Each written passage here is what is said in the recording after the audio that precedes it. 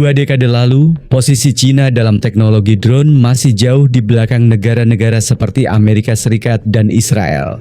Saat itu, drone buatan Barat telah mendominasi pangsa pasar, khususnya dalam penggunaan pertahanan dan pengawasan. Sementara itu, Cina masih menghadapi tantangan besar dalam hal akses teknologi, infrastruktur, dan sumber daya komponen kunci yang sebagian besar dikendalikan negara lain.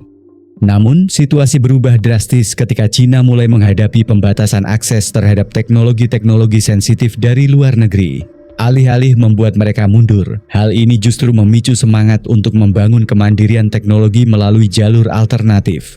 Proyek-proyek terfokus mulai dibangun di wilayah terpencil seperti Guizhou dan Shaanxi, daerah-daerah yang jauh dari sorotan publik, namun memiliki sumber daya manusia dan lokasi strategis untuk kegiatan pengembangan. Di balik perbukitan dan dataran tinggi, para ahli dan teknisi bekerja secara sistematis dalam fasilitas tertutup yang dibentuk khusus untuk riset drone. Mereka tidak hanya mengejar ketertinggalan, tetapi berupaya melampaui standar global dalam hal daya tahan, navigasi otonom, dan integrasi kecerdasan buatan. Proyek ini mendapatkan prioritas tinggi di tingkat nasional dan didukung penuh oleh berbagai institusi.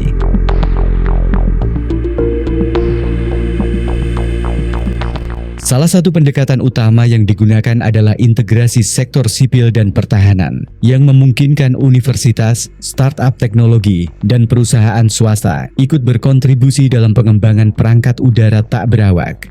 Skema ini mempercepat proses inovasi karena menggabungkan kecepatan sektor swasta dengan sumber daya skala besar dari negara.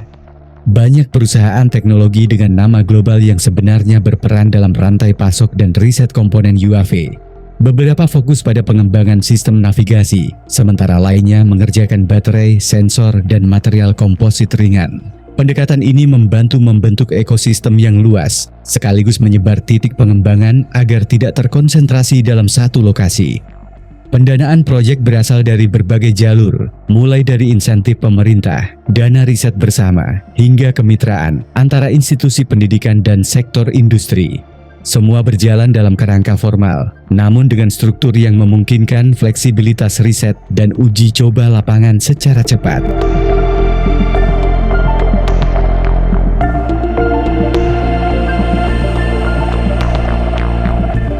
Cina juga memanfaatkan berbagai pendekatan dalam memahami dan mengadaptasi teknologi drone global. Salah satunya adalah dengan mengamati produk-produk yang telah beredar secara komersial maupun yang terlihat dalam berbagai latihan internasional. Dari sana, para insinyur menganalisis desain, kinerja, dan kelemahan teknis untuk mempercepat pengembangan versi lokal. Contoh yang paling dikenal adalah CH-4, drone yang memiliki karakteristik mirip dengan model UAV dari Amerika. Namun, CH-4 bukan semata duplikasi, melainkan hasil rekonstruksi desain dengan penyesuaian kebutuhan lokal, efisiensi biaya, dan kemampuan integrasi sistem baru seperti kecerdasan buatan. Cina juga aktif mengembangkan drone dengan fitur otonom yang lebih kuat, seperti navigasi tanpa sinyal satelit, deteksi objek real-time, dan kemampuan penghindaran rintangan secara mandiri. Semua ini membuat drone buatan Cina semakin kompetitif, baik untuk penggunaan sipil berskala besar maupun skenario keamanan perbatasan.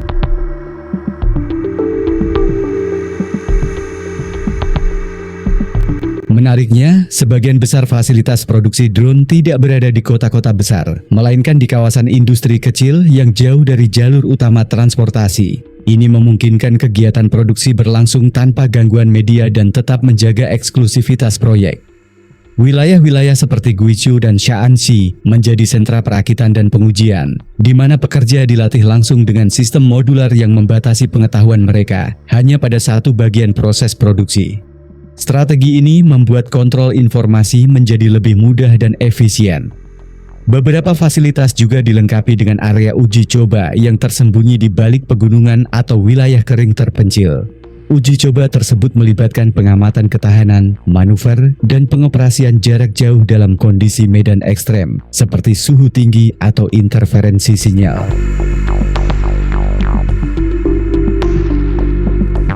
Drone buatan Cina kini telah digunakan oleh berbagai negara dengan profil ekonomi dan kebutuhan yang beragam. Distribusi teknologi ini tidak selalu melalui pendekatan bilateral tradisional, tetapi lebih melalui kerja sama teknologi, pengadaan komersial, dan dukungan logistik yang fleksibel. Beberapa negara yang memiliki keterbatasan dalam mengakses pasar teknologi tinggi memilih drone buatan Cina karena dinilai efisien dari segi biaya dan kecepatan pengiriman. Bahkan, pengiriman komponen secara modular yang kemudian dirakit di tempat tujuan menjadi praktik umum dalam menyederhanakan logistik dan kepatuhan terhadap regulasi internasional. Selain itu, banyak produk drone Cina yang secara resmi dijual untuk keperluan sipil seperti pemetaan, pertanian dan pengawasan perbatasan. Namun fitur-fitur canggihnya menjadikan mereka serbaguna. Pendekatan ini memperluas daya jangkau pasar sekaligus menghindari batasan ekspor tradisional.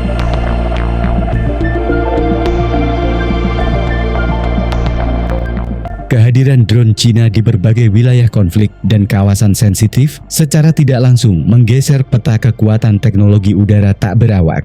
Negara-negara barat mulai menyadari bahwa kompetisi teknologi ini tidak lagi bersifat satu arah. Kini, Cina telah memiliki kapasitas untuk memproduksi ribuan drone dengan sistem navigasi otonom, efisiensi energi, dan sistem kontrol canggih berbasis kecerdasan buatan.